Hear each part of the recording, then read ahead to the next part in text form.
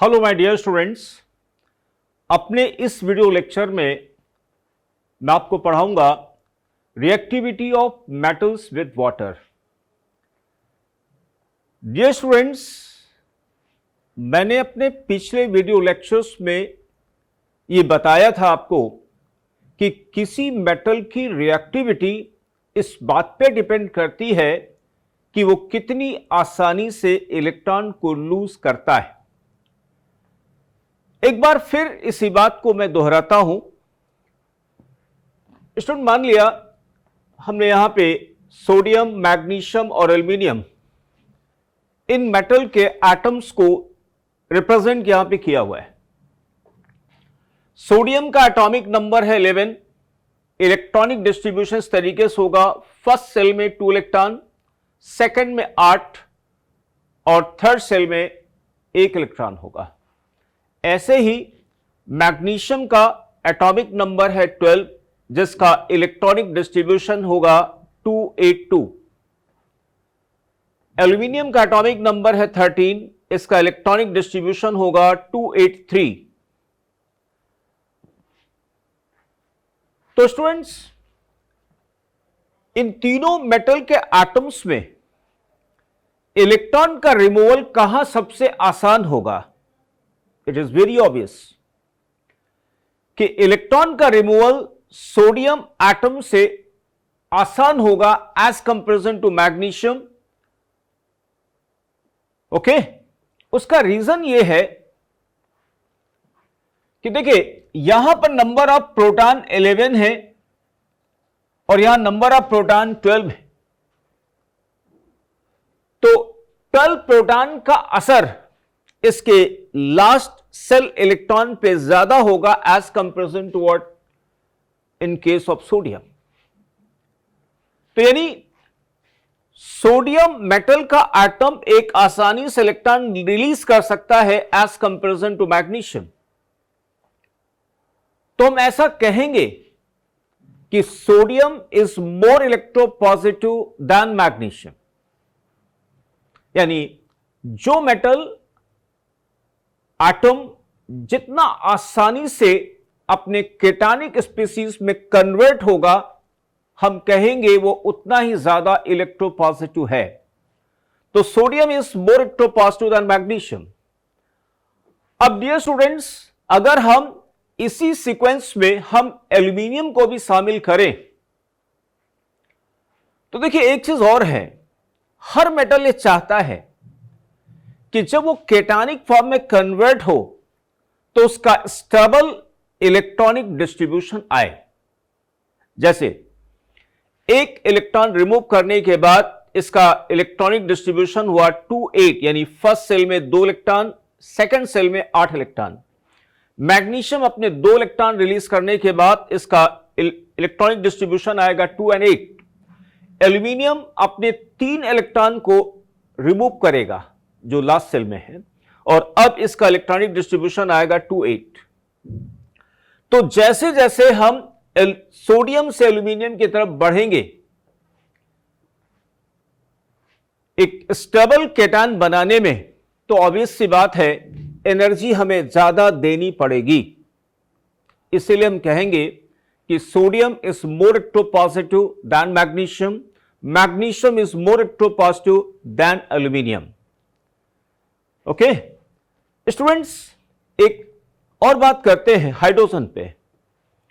Hydrogen के cell में सिर्फ 1 इलेक्ट्रॉन है, तो ये इसके बाद दोनों ऑप्शन है, इलेक्ट्रॉन रिमूव भी कर सकता है, इलेक्ट्रॉन एक्सेप्ट भी कर सकता है, और एक्सेप्ट करके अगेन स्टेबल इलेक्ट्रॉनिक डिस्ट्रीब्यूशन को अटेन करेगा।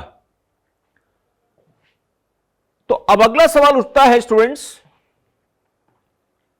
कि जैसे अब सोडियम और हाइड्रोजन में कौन ज्यादा इलेक्ट्रोपॉजिटिव है, जैसे मान लिया हम ये देखना चाहें तो सोडियम और हाइड्रोजन में जो आसानी से इलेक्ट्रॉन लूज करके स्टेबल केटानिक फॉर्म में कन्वर्ट हो जाएगा, तो हम कहेंगे वो ज्यादा इलेक्ट्रोपॉजिटिव होगा। तो सोडियम में ठीक है, प्रोटॉन 11 है, हाइड्रोजन में एक ही प्रोटॉन है, लेकिन इसका इलेक्ट्रॉन न्यूक्लियस से दूर है, इसका इलेक्ट्रॉन न्यूक्लियस के पास है। तो सोडियम मेटल एटम की इलेक्ट्रॉन लूज करने की टेंडेंसी बेटर होगी as comparison to what hydrogen. तो हम ऐसा कहेंगे कि sodium is more electropositive than hydrogen. Okay, तो जब कभी स्टूडेंट, जब कभी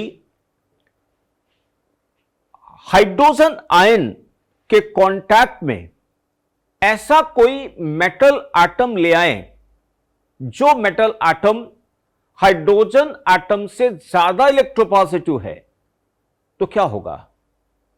वो मेटल एटम इलेक्ट्रॉन देगा और H+ एक्सेप्ट करेगा। क्यों? क्योंकि मेटल एटम मोर इलेक्ट्रोपॉजिटिव है देन हाइड्रोजन, यानी मेटल एटम की इलेक्ट्रॉन रिलीज करने की टेंडेंसी बेटर है देन हाइड्रोजन एटम। तो कौन इलेक्ट्रॉन देगा और कौन लेगा? मेटल देगा और H+ लेगा। ओके, इस बात को मैं अगेन एक्सप्लेन करता हूं स्टूडेंट्स। देखिए,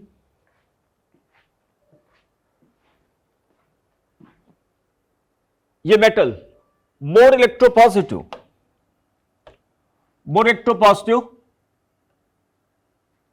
देन हाइड्रोजन, मतलब हाइड्रोजन एटम से अच्छी तरीके से इलेक्ट्रॉन रिलीज करेगा। तो ये इलेक्ट्रॉन रिलीज करेगा, एक्सेप्ट कौन करेगा? H+ एक्सेप्ट करेगा, तो ये बदल गया किसमें? हाइड्रोजन एटम में, और हाइड्रोजन के एटम कंबाइन करके हाइड्रोजन मॉलिक्यूल बना लेंगे और ये बदल गया केटानिक फॉर्म में। लेकिन अगर कोई ऐसा मेटल एटम है जिसकी इलेक्ट्रॉन रिलीज करने की टेंडेंसी हाइड्रोजन एटम से कम है, यानी वो हाइड्रोजन से लेस इलेक्ट्रोपॉजिटिव है, तो ऐसे मेटल को जब कभी हम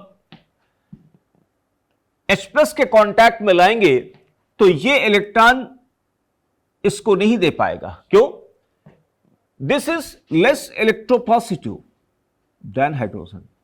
तो ये इलेक्ट्रॉन रिलीज कर तो सकता है, लेकिन H+ के रहते रिलीज नहीं कर पाएगा, इसलिए यहां कोई रिएक्शन नहीं होगी।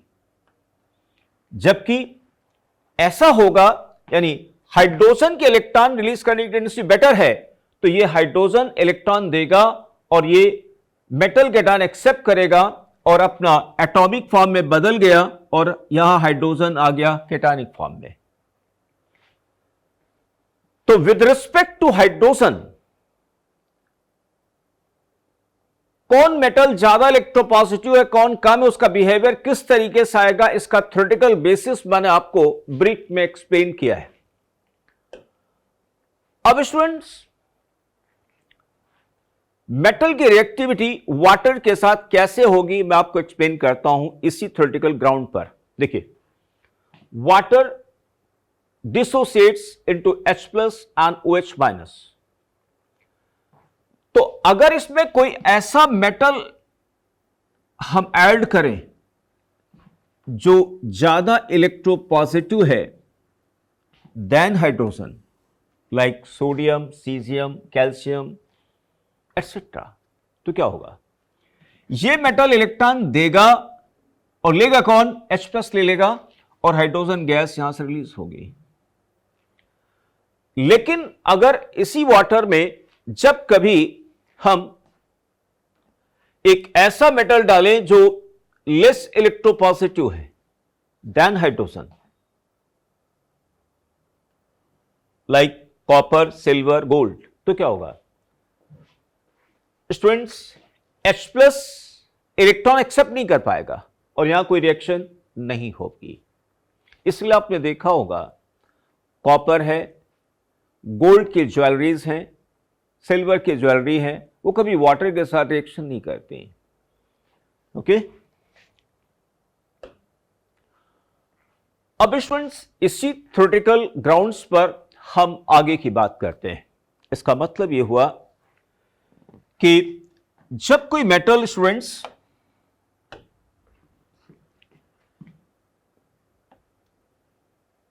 यानी जब कोई मेटल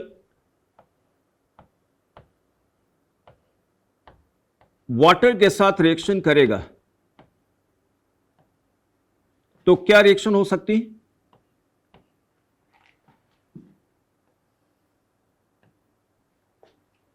मेटल ऑक्साइड बनेगा,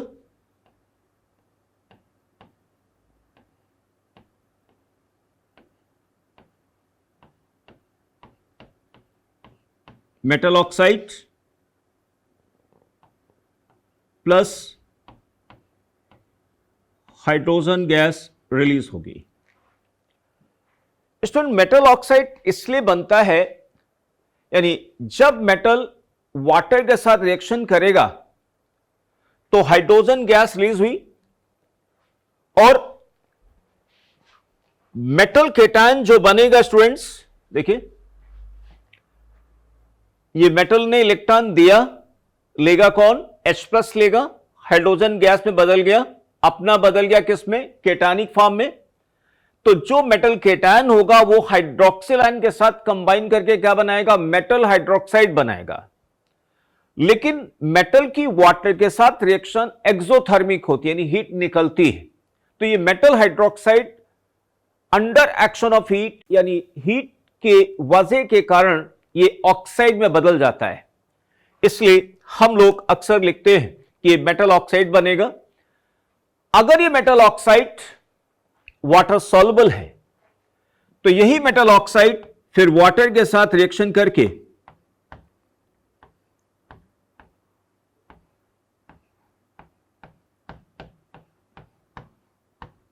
प्लस वाटर मेटल हाइड्रोक्साइड बन जाएगा।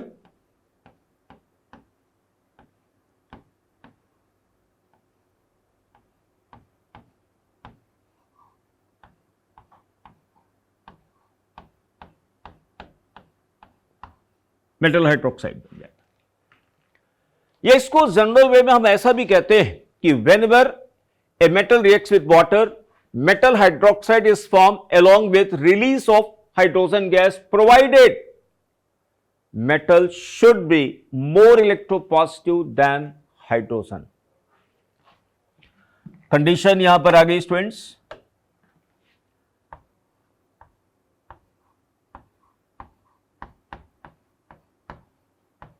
provided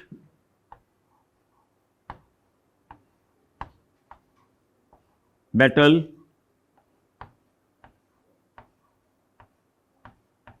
should be more electropositive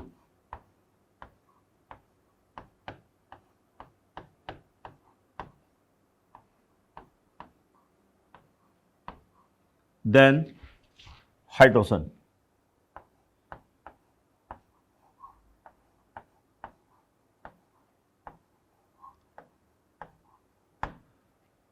okay student, एक चीज और देखिए आप लोग,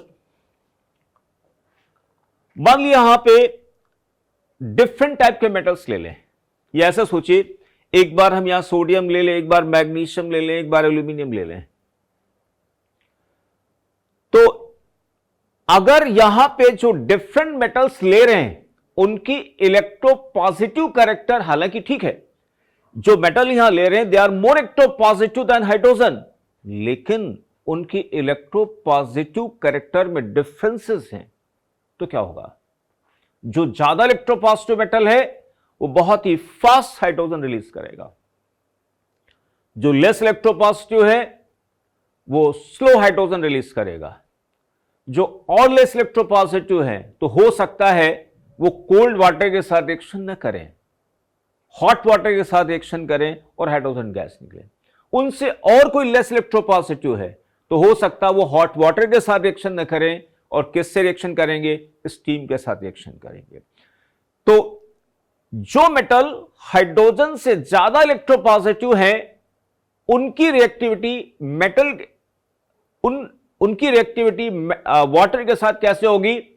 जैसे जैसे उनका इलेक्ट्रोपॉजिटिव कैरेक्टर कम होगा वाटर के साथ रिएक्टिविटी ग्रेजुअली डिक्रीज होगी और अब आपको क्या करना पड़ेगा, टेम्परेचर बढ़ाना पड़ेगा। यानी जो ज्यादा इलेक्ट्रोपॉजिटिव है वो कोल्ड वाटर के साथ, थोड़ा लेस इलेक्ट्रोपॉजिटिव है तो हॉट वाटर के साथ, और लेस इलेक्ट्रोपॉजिटिव है but more electropositive than hydrogen तो स्टीम के साथ रिएक्शन करेंगे। अब इस टाइप के मेटल्स की रिएक्शन में डिस्कस करता हूं students.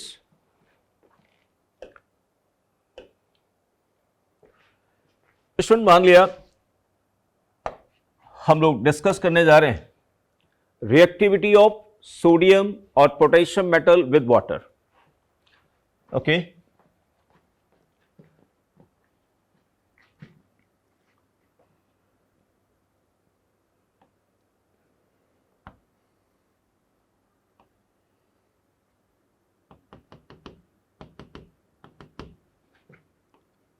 so it is water,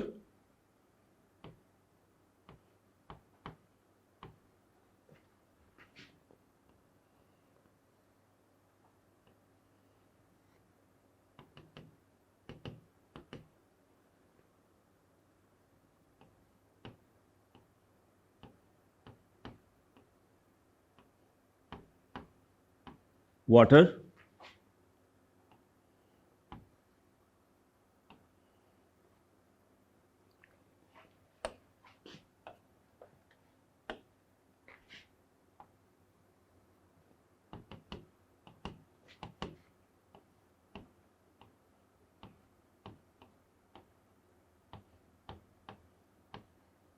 water. Okay बेटा, मान लिया हमने ये 3 बीकर्स लिए हैं और इनमें वाटर है, तो पहले बीकर में हमने सोडियम मेटल को ऐड किया,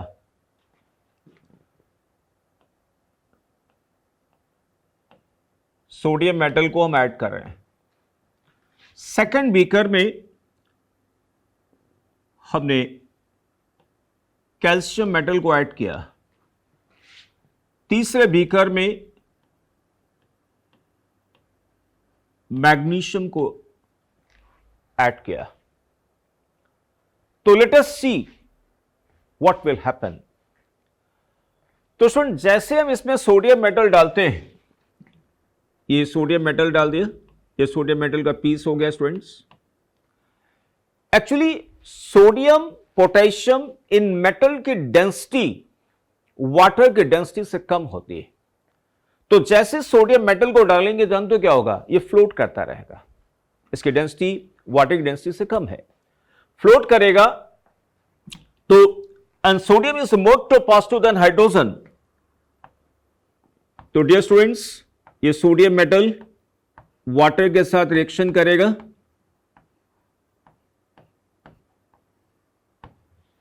तो सोडियम एटम इलेक्ट्रॉन देगा, एक्सेप्ट कौन करेगा, H प्लस, फर्निक्स from dissociation of H plus, और जो हाइड्रोक्सिल बचेगा वो Na प्लस के साथ कंबाइन करेगा। तो प्रोडक्ट क्या बना,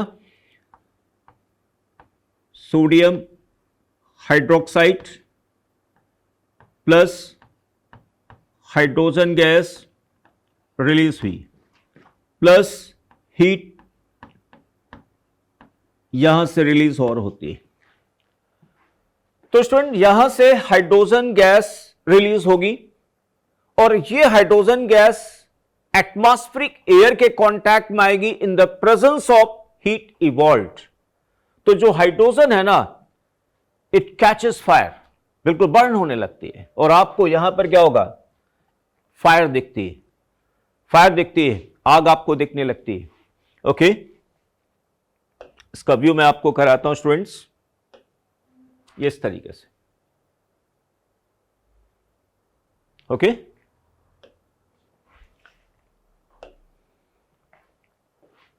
इसलिए आपने देखा होगा कि सोडियम मेटल को हम स्टोर किस में करते हैं, केरोसिन ऑयल में, ताकि एयर के कांटेक्ट में भी ना आए। ओके, कैल्शियम मेटल को अगर हम वाटर में स्टूडेंट डालते हैं तो कैल्शियम का इलेक्ट्रोपॉजिटिव कैरेक्टर सोडियम से कम है, तो रिएक्शन तो होगी, लेकिन रिएक्शन स्लो होगी, लेस एनर्जेटिक होगी, हीट कम इवॉल्व होगी। ओके, इसके रिएक्शन को मैं लिखता हूं students, calcium plus water, calcium electron देगा, एक्सेप्ट कौन करेगा, H plus furnish from water, और जो हाइड्रोक्सिल आयन बचेगा वाटर वाला, वो कैल्शियम आयन के साथ कंबाइन करके क्या बनाएगा, कैल्शियम हाइड्रोक्साइड।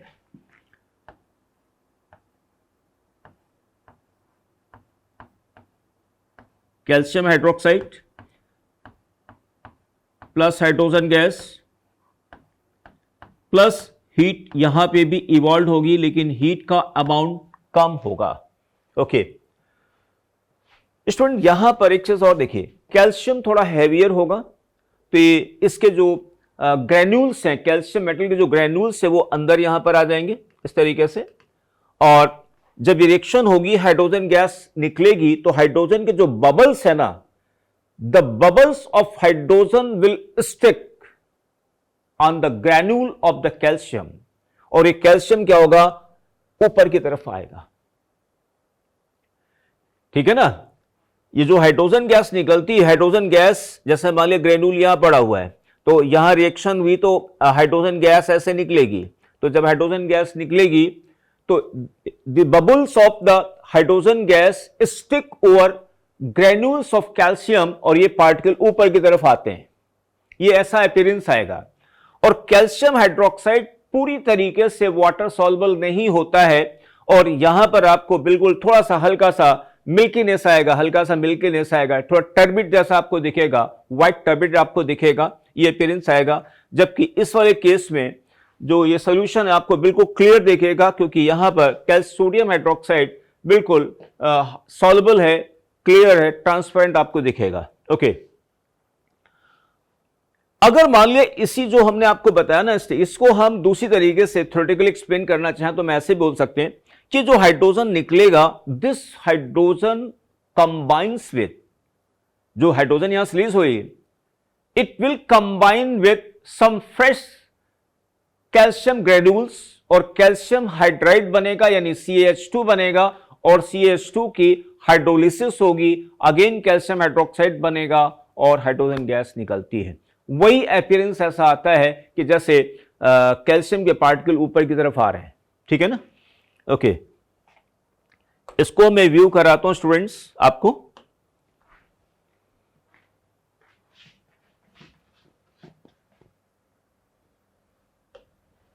ऐसा ये टेस्ट ट्यूब, इसमें कैल्शियम के पीसेस को हमने डाल रखा है, आप देख पा रहे होंगे, ये देख रहे हैं आप, बबल्स बन के निकल रहे हैं, और बाद में थोड़ा सा इस तरीके से सॉल्यूशन दिखता है आपको, थोड़ा सा हल्का सा मिल्कीनेस आता है because of the presence of calcium hydroxide students. Okay, इस तरीके से एक ग्रेजुअल आपको चेंज दिखेगा आपको। ठीक है, बबल्स निकलते हुए दिख रहे हैं, और फिर यहां पे थोड़ा सा व्हाइट टर्बिड दिख रहा with some fumes. Okay student, अगर हम मैग्नीशियम को वाटर में डालते हैं तो हम देखते हैं स्टूडेंट्स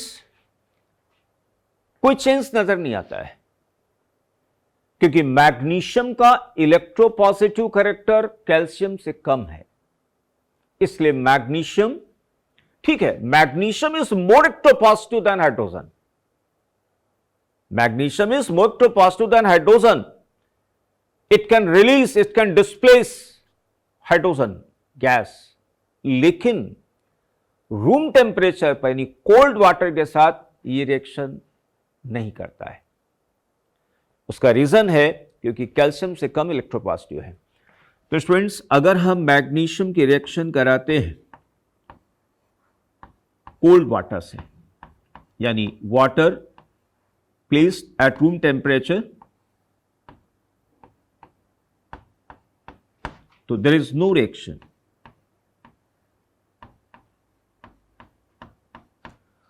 लेकिन अगर इसी वाटर को हीट कर देते हैं, क्योंकि इलेक्ट्रोपॉजिटिव करैक्टर कम है। तो जब इलेक्ट्रोपॉजिटिव करैक्टर कम है, रिएक्शन हमें करानी है तो टेम्परेचर बढ़ा दें। अच्छा, जब टेम्परेचर बढ़ाएंगे स्टूडेंट्स, देखिए magnesium plus hot water,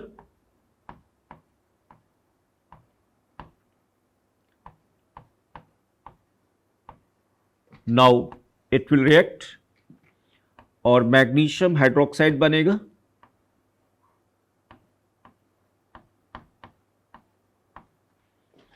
magnesium oxide भी लिख सकते हैं स्टूडेंट्स, ठीक है। हालांकि मैग्नीशियम ऑक्साइड यहां पे अगर वाटर एक्सेस में है तो मैग्नीशियम हाइड्रोक्साइड में ही बदल जाएगा, ठीक है ना। And hydrogen gas will release.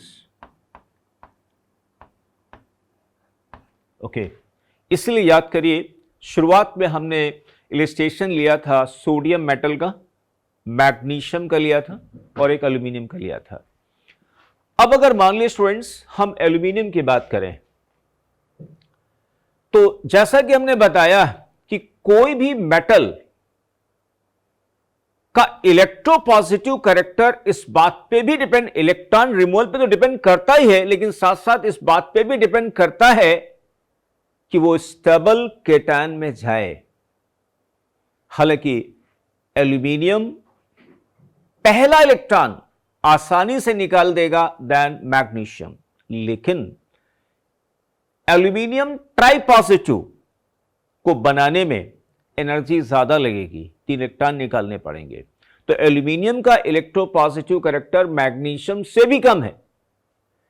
तो जरा सोचिए कि अगर मैग्नीशियम हॉट वाटर के साथ रिएक्शन करता है तो एल्यूमिनियम कोल्ड वाटर के साथ रिएक्शन नहीं कर सकता है। इसलिए स्टूडेंट्स आपने देखा होगा कि एल्यूमिनियम की फॉयल को अगर आप पानी में डालेंगे तो रिएक्शन नहीं होता है। उसके 2 कारण हैं। कारण नंबर 1 कि एल्यूमिनियम फॉयल के ऊपर 10 to the power of -4 to 10 to the power of -6 millimeter thick oxide layer होती है, जो कि उस मेटल को पैसिव बना देती, इनर्ट बना देती है, इसलिए रिएक्शन नहीं होता है। दूसरी बात स्टूडेंट यहां पर यह भी है कि एल्यूमिनियम का इलेक्ट्रोपॉजिटिव करैक्टर कम होने के कारण यहां पर क्या होगा, हमें अब थोड़ा टेम्परेचर बढ़ाना पड़ेगा। तो अगर मैग्नीशियम हॉट वाटर के साथ रिएक्शन कर रहा है तो dear students, aluminium it reacts with steam, it reacts with steam, ये स्टीम हो गया, ठीक है। और स्टीम के साथ अगर रिएक्शन करेगा, देखिए वही चीज होगी, एल्यूमिनियम इलेक्ट्रॉन देगा, अपना बदल देगा ट्राइपॉजिटिव एल्यूमिनियम आयन में। वो ट्राइपॉजिटिव एल्यूमिनियम आयन इसके OH माइनस के साथ कंबाइन करेगा, एल्यूमिनियम हाइड्रोक्साइड बनाएगा। लेकिन यहां पर क्योंकि steam at temperature more than 100 degree C होगा, तो एल्यूमिनियम हाइड्रोक्साइड डिकम्पोज हो जाएगा एल्यूमिनियम ऑक्साइड में, और फाइनली हमें मिलेगा क्या, Al2O3 plus hydrogen gas release होगी। सिमिलरली आयरन, आप डे टू डे लाइफ में आयरन मेटल को हमेशा देखते हैं, और आप देखते हैं कि अगर आप उस पर पानी डालें तो रिएक्शन नहीं होती है, प्रैक्टिकली रिएक्शन नहीं होती है, जबकि आयरन मोर इलेक्ट्रोपॉजिटिव है देन हाइड्रोजन। यानी आयरन का एटम इलेक्ट्रॉन देगा तो H+ उसको एक्सेप्ट कर सकता है, लेकिन जनरली रिएक्शन क्यों नहीं होती है, क्योंकि इलेक्ट्रोपॉजिटिव करैक्टर में रिएक्टिविटी सीरीज में क्या है, कम है देन एल्यूमिनियम। इसलिए आयरन की भी रिएक्शन स्टूडेंट्स हॉट वाटर के साथ भी नहीं होती, किसके साथ होगी, स्टीम के साथ रिएक्शन होगी। ओके, तो आयरन हमने ले लिया। अब एक काम और करेंगे स्टूडेंट्स, इसको हम हीट कर ले, है ना। अगर हम आयरन को रेड हॉट कर ले, इसको थोड़ा हीट कर ले और इस पे स्टीम को हम पास करा दें,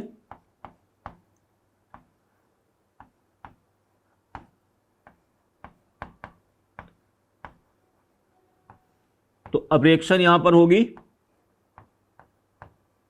Fe3O4 बनेगा students. Fe3O4 is basically mixed oxide. It is consisting of Fe2O3 N plus FeO. It is mixed oxide and hydrogen gas यहां से रिलीज होगी। Okay, it's a mix oxide.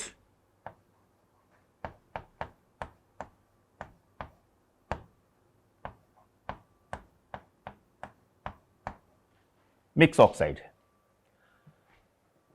तो एक्चुअली यहां पर देखा जाए तो ये Fe2O3 और FeO, रीजन यहां पर है कि ये जो हाइड्रोजन निकलता है ना, ये हाइड्रोजन इनमें से कुछ आयरन, जैसे यहां पर एक इस पर ट्राई पॉजिटिव केस है, ये इस पे 3 पॉजिटिव है और इस पर 2 पॉजिटिव है,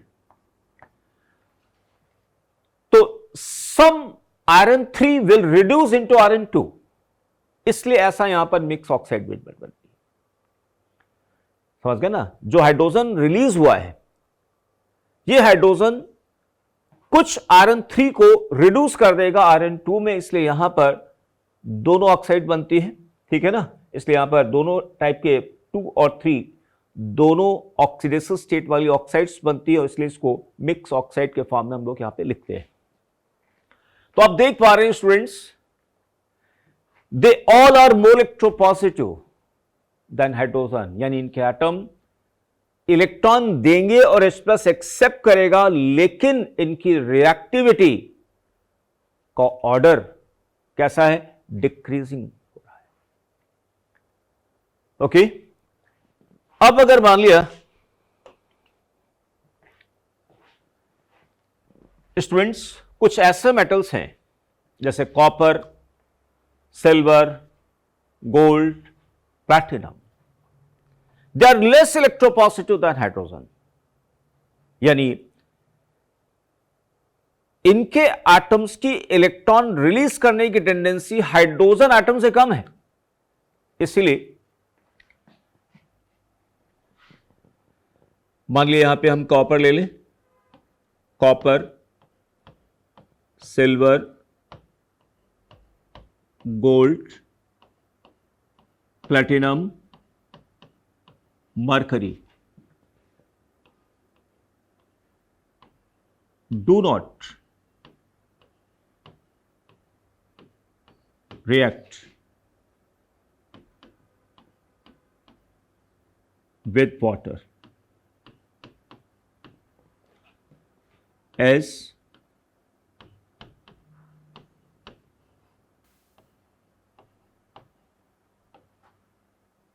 less reactive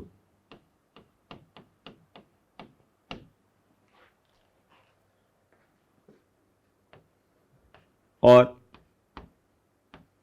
less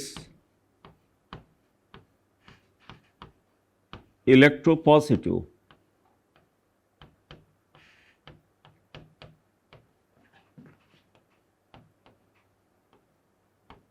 than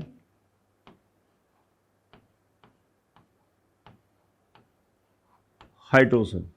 okay, इसलिए स्टूडेंट्स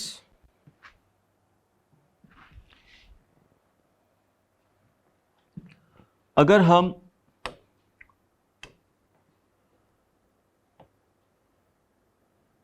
कॉपर प्लस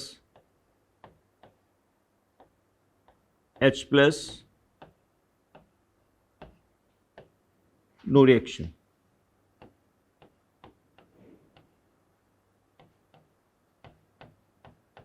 कोई रिएक्शन नहीं होगी, बल्कि अगर हम कॉपर आयन ले लें, है ना,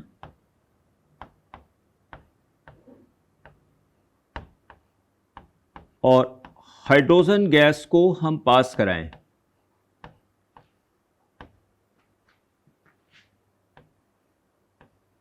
तो कॉपर डिस्प्लेस होगा और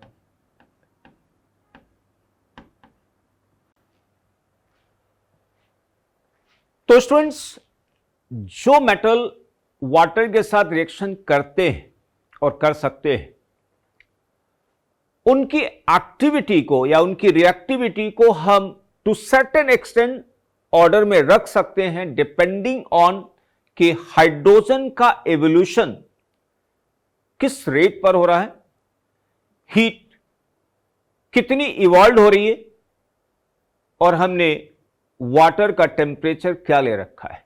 इस बेसिस पर उन मेटल को टू सर्टेन एक्सटेंट हम एक ऑर्डर में रख सकते हैं। लेकिन जो मेटल वाटर के साथ रिएक्शन करते ही नहीं, उनको हम ऑर्डर में नहीं रख सकते इस बेसिस पर कि उनकी वाटर के साथ रिएक्टिविटी कैसी है। So this is all about this lecture students. Thank you students.